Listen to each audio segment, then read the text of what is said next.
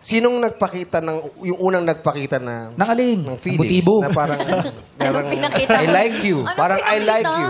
Yung feelings. Yung feelings. Yung I like you dun sa chat. Sa chat lang. Siguro ako po kasi madalas nakakausap ko na po siya. Parang, most likely po kasi, parang hindi ako mahilig makipag-chat.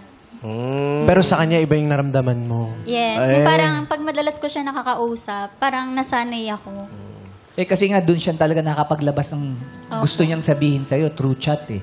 Pero pag personal, kamusta siyang Hindi po kasi kausap? kami nagkita nung personal na. Nung Puro chat lang. Chat lang nung talaga. naging kami na po, saka lang po kami So ilang Buwan. Mga, siguro po from Feb to June. Feb to June. Matagal Magko-compute pa kami. Feb, March, April, Nagliligawan sila. June. 4 Mga months. ganun po. So, Sa 4 chat months. Gusto ko lang malaman sa mga nanonood sa atin.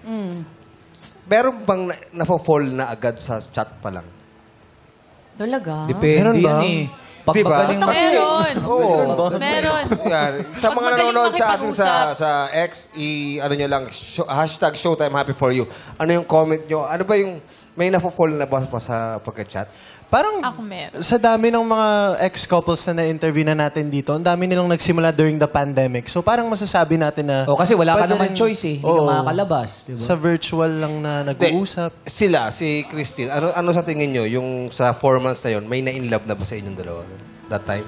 Kung para sa akin po, kung nasasanay ka po kasing kausap yung tao, tapos parang pag di mo siya nakakausap, parang hindi kompleto yung araw mo. Oh, hinahanap-hanap mo na siya. May kulang. Hinihintay na niya yung mga chat ni Tyrone. Sabi nga ni Eric Santos, kulang ako kung wala ka. Paano? Kulang. Ikaw kasi mababa yung boss mo. Sabi nga ni Daniel Padilla, hinahanap-hanap kita. Pwede ko bang itanong, ano mismo yung ginawa ni Tyrone na parang na-realize mong na-fall ka na?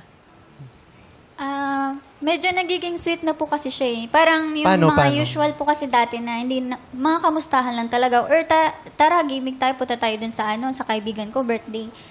Tapos ako po si Tangge. Tapos nung mga nitong time na po na nagkakausap na po kami ng gano'n na, or kumain ka na ha. Parang, Si Tangge. Si Tangge tsaka si Tanggol. Kapatid ni Tanggol. Kapatid ni Tanggol, si Tanggol. Joke lang. Okay, Pwede tapos ka so ba lang mag-isa, tumatanggi-tanggi ka muna. Bakit kaya? Okay, tapos tapos ako po kasi parang pag bigla akong kinakabahan na parang hala baka ma-fall ko dito. Tapos di ko na siya papansinin. Tapos siya po, parang isang araw na ako hindi nakapag-reply. Sabi niya, nabulunan ka na ba? Hindi ka natapos kumain. Yung mga ganito. Tapos nakukot niya yung attention ko. Natatawa ka, nakukornihan ka, pero deep inside, May dating yun, so syempre. funny naman this guy. So Pero- gusto